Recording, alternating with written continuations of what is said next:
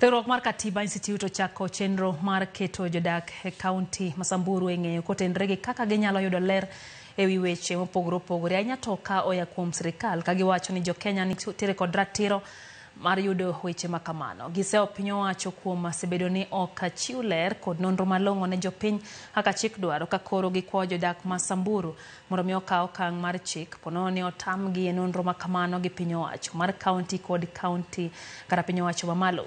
Jadolo David Lenakwampus owacho ni jogo man kod ng'ol kadhe midhiero e kaunti ma Samburu ahinya ka gidwaro ler kod nonro kaluwore gi onge kaka ginyalo donje thuth apisego akoro gidwaro mondo mi ger kuonde ma ginyalo kadhoe.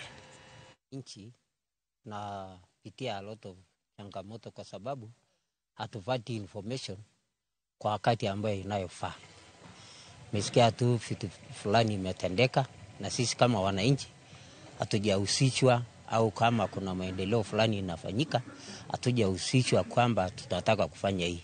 Kwa hivyo ingekuwa jambo la busara kama ambaye viongozi ambaye wangekuja kwa wananchi waulize mnataka tuwafanyie nini. Information inafaa kuwa provided in a way that na sheria inasema hivi, it is accessible to the widest population, it is accessible to wale special groups kama minorities, persons with disabilities wenye hawezi soma, watoto ambao pia ni wananchi wa Kenya wanafaa kupata habari ambayo inaandamana na umri wao. Kwa hivyo kwa county tunahamasisha waendelee kupeana habari kwanza proactively as much as possible.